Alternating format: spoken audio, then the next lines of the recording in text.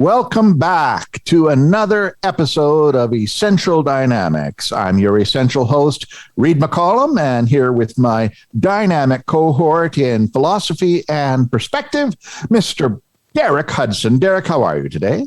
Reed, I'm fantastic, and I'm grateful that I'm the dynamic part of the dynamic duo today. You certainly are. You certainly are. But we have a triple. We have a guest villain on the episode today, and it's somebody we've met before in one of our most popular podcasts, because we do know that somebody listened, and that would be Mr. Gregory McGillis.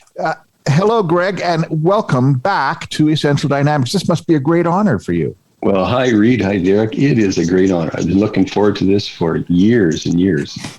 Maybe weeks. Well, Derek, weeks and weeks. Yeah.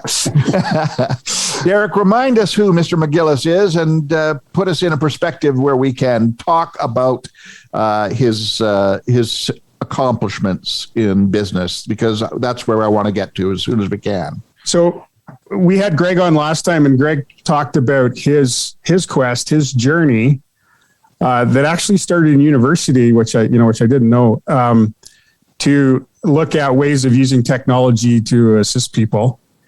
And one of the things that he's kind of had on the back burner a long time is using brain-computer interfaces as technology to help people. And so what he's working on now, as I understand it, and Greg will correct me, is using brain-computer interface technology to detect Alzheimer's, particularly early Alzheimer's in people, so that they can get care early and improve the quality of their lives and their families. Greg, did I get that pretty close?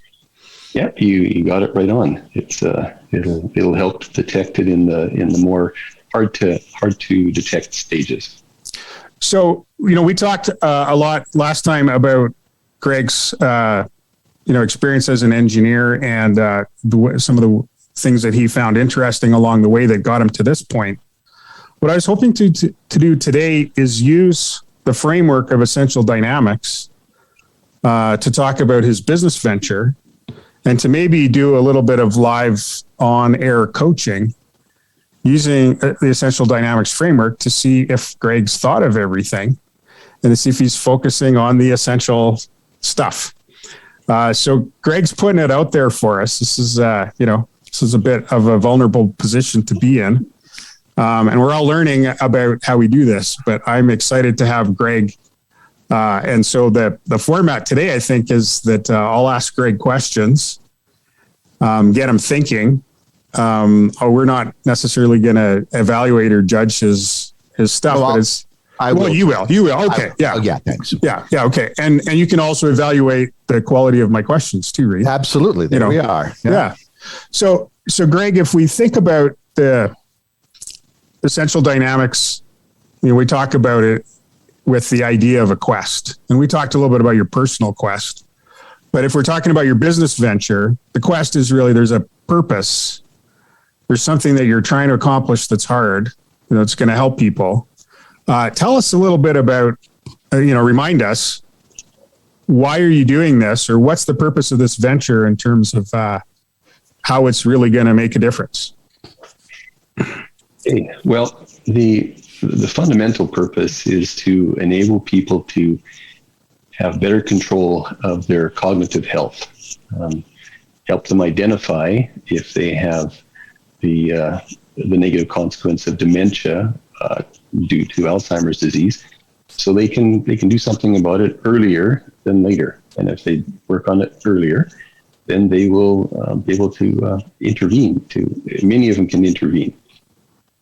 So, Greg, have you put together an actual mission statement or purpose statement along those lines with formal words that you've refined? Yeah. Yes. Yeah. Well, I have it as I guess you call it a unique value proposition. Yes, I do. I don't have it in front of me, but. And have we talked about all the elements in it, or are there some other things that we should look at in terms of understanding the purpose of what you're trying to do? Well, I think we've generally talked about all the elements. Yeah. So let me then introduce this. This is the first intervention. This is the first insight that Essential Dynamics presents, I think, when we talk about any kind of problem is that I believe that there's always at least two purposes that are somewhat incompatible on the face of it. So I like to talk about purpose X and purpose Y. I think that one of the things that we find tricky in organizations in particular is, maybe we don't even understand what the purpose is, but if we agree on a purpose, generally there's another purpose. And it might be our purpose is to serve the customer and our other purpose is to make money. There's lots of different conflicts that we have that are natural conflicts where it's the answer isn't easy and it's not a priority. It's a question of balancing, synergizing, finding the complementary aspects of things. So if we put you on the spot then and say, if purpose X is to help people manage their cognitive health and specifically detect Alzheimer's early, what might purpose Y be? And you might not know, but we can talk about kind of what things might also be a purpose. And to help you out, I'm going to frame this in the context of your business venture. Oh, okay. Now there's a question. All right. Very good. Very good. Yeah. I think, actually, if I can, I think I've got a purpose, Y prime, Y double prime, that kind of thing. I think I have more than one purpose. The fundamental purpose is to create the solution, and there will be investors that will be required for this, and that they need to make money. So the bottom line, is the bottom line. There is a bottom line. It needs to be a very profitable business. But I think there's with the experience I'm gaining in coming back to school and doing all this, I'm developing a greater ability, some background to influence people. I'm influencing my family. I'm, hopefully making a living for my family, but I'm influencing my family. I'm influencing people that know about this endeavor I'm after and pursuing, and they are, they're curious as I am to see how it's going to turn out. But I think they're finding that it's motivating and inspiring them too. That at least I got it to this point, and that's really something significant. And another purpose is this will require the amalgamation of a unique team, some neuroscientists, some software engineers, some electrical engineers that I anticipate helping them find their quest in life, or at least contributing to their quest. So that will help them and help their families. So I anticipate building a business that will have an impact on the people that are part of the business, a very consequential impact. Hey, I really like that.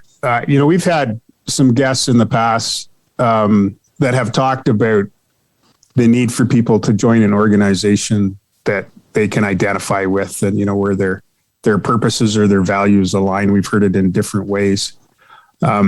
So you're trying to solve a medical problem. You're going to need some investment and need to provide a return to your investors. And you're also talking about building a business that has an impact beyond what the paying customer is going to get, because you've created an organization where people can, sort of realize their potential.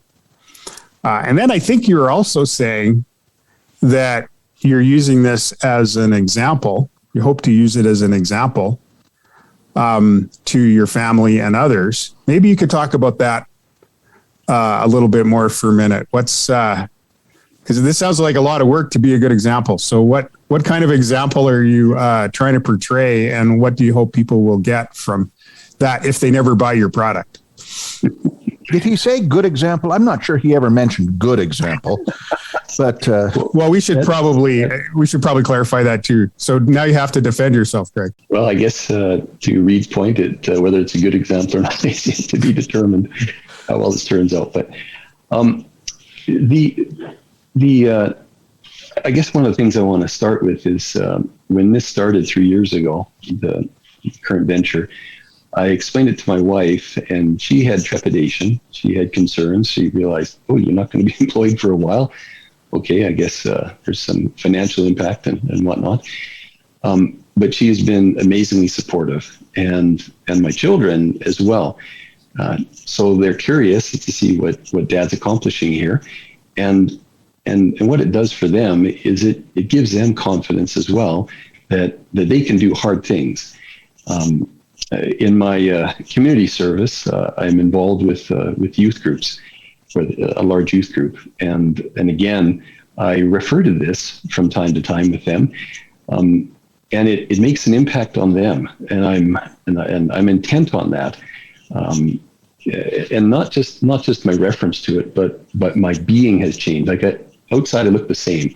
I've lost a little bit more hair in the last 3 years, but inside I'm different.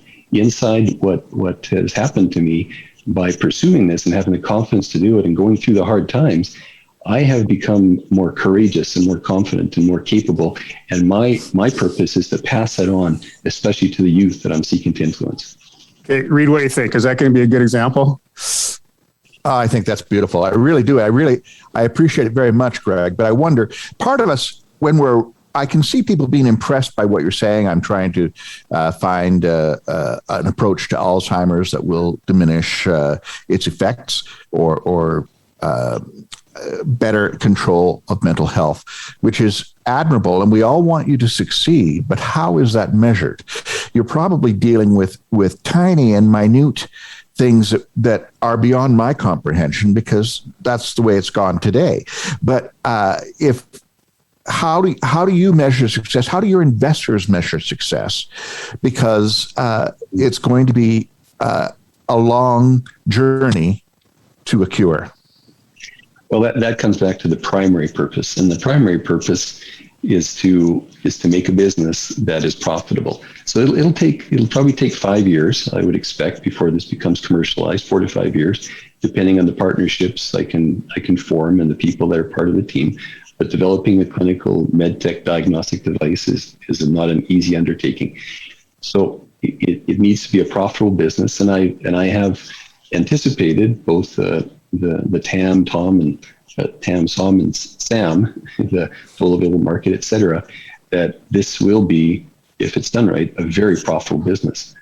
So my investors in year 1 or 2, that's the anticipation, this will be profitable, and they will, year after release, and they will find a good return on investment in the next period of time.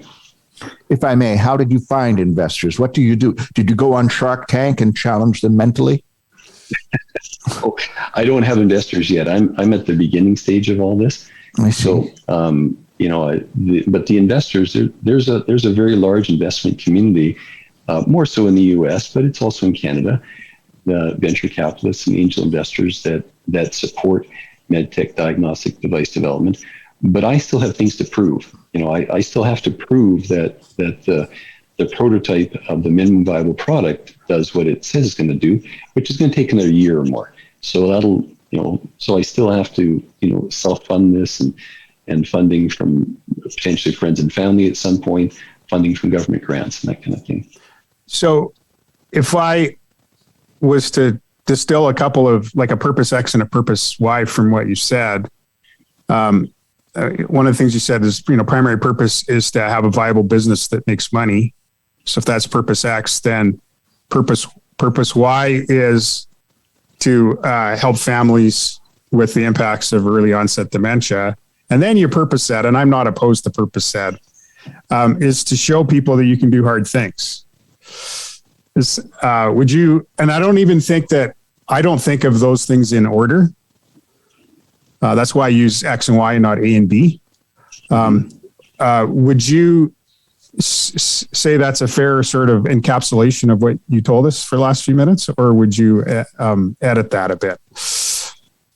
No, I think it's a good summary. I mean, I like to say that purpose X, if there's a first one, is to do the good, but you need to have a business. If you can't make it a profitable business, you will not do the good. You won't do anything with dementia. Well, and I've heard you say it kind of in both ways, like both orders, and I agree with your last characterization. So the purpose is to help the people. Purpose X is to help the people. and if your purpose why is and allow some people to make money at it, I would always be more comfortable if that was because the people got helped, and not because you were able to sell it to somebody else in a speculative market and the people never got helped. I won't pursue anything like that. Yeah, I know. I won't do that. I'll go work at Walmart. I will not do that. Well, but you can't help the people ultimately unless you have a viable product, and so you need investors, and they need to be convinced that there's a return, and there actually has to be one, so that you can carry on your work. Agreed. I want to ask how because we still haven't really defined the product for you. What is your product? Is it a pill that you're going for so that people take every day, or are you primarily marketing yourselves to medical practitioners who are way ahead in scientific research? The product is a headset, a neurophysiological and a neuroimaging headset that will determine and measure certain brain activity and compare that, the measured brain activity against standards for, we'll call it normal, non-demented brain activity. So it's an actual product. It's a device that these would be, distributed throughout the medical industry, and physicians would use it in their offices. How do you convince those offices or the people who decide what to buy as far as equipment is concerned to use your product? How do you convince a customer to use it, especially in the skeptical age where on the internet, if you look hard enough, you can find that a horse dewormer can cure Alzheimer's? Well, the main thing is this is a medical device, so it will require FDA Class 2 clearance and Health Canada medical device license, and with that license and clearance, you have to achieve a certain sensitivity, specificity, and reproducibility, which means the product actually has to do what it says. You can't sell a horse warmer or whatever the product was. That you can't sell that to the medical community. It's the FDA and Health Canada just won't let it happen. So I have to prove all that. So you have to get past the regulatory hurdles, and then you have to get into the customer acceptance hurdles. And it's a new product in a sense that the problem has been there, and the current methods of detection are quite different from what you're proposing. So I understand from our other conversations, Greg, that you're going to be starting to talk about people who would use your product. And what do you think you'll learn when you start to talk to the practitioners? Well, the goal of doing that is to confirm how the current assessment process works, their experience with the current assessment process, dementia assessment process, and what works really well, what needs are being met. So I need to ensure that my solution meets those needs, continues to meet those needs. However, there will be a number of unmet needs. I need to discern those, prioritize those with their help, and then ensure that my solution meets those unmet needs. So, and you're confident that you can do that, but this is the journey that you're on, is to figure it out. I usually title these episodes after, listening to them a couple of times. And so we'll see what I actually use, but I can do hard things is a Greg McGillis quote that might end up as the title. So I want to go back to purpose.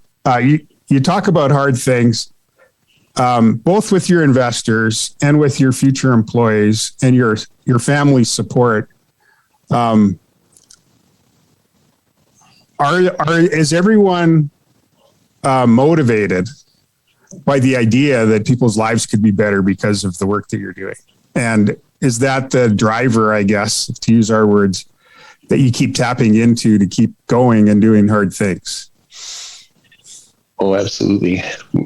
This this is a quest that many people are trying to do, and it's, I guess you could say, altruistic in some respects, noble in some respects. Not that I consider it that way, but others say, "Wow, that's wonderful," and that is a motivation for sure. But a very strong motivation is curiosity too. When can I do this? I had this like say epiphany 3 years ago. Where's it actually going to lead? What will be the end result? And I have a big sense of adventure, to be frank, to bring it to pass and make it happen. So it's all of those things are motivations, but the internal motivation is probably the greatest. That's fantastic. So Greg, as we wrap up, could you maybe paint a picture for me? My wife and I go to see my doctor, and he applies this device. Horse dewormer. No. Neurological headset, Reed. Get back with the program. Sorry. Yes. And we get some information that says, it started for me. And we get it early. Tell me how my life is going to be better and my family's life is going to be better. Just sort of paint the picture of what you're trying to accomplish here, because I think that'll help our listeners understand, what this, the purpose that drives you really is. Great question. Thank you. So this will be under the care of a doctor, physician, of course, and the physician will be interested in using this tool to supplement his own efforts or his analysis. He'll get what's called a Class 2 report, which will advise him of certain biomarkers that have been discovered. And from that, he will say, well, Derek, it looks like according to this, you are on the path to, I don't know exact wording, but you're on the path to dementia. And there are things that you can do. And now, again, if you're younger, then there's more things you can do.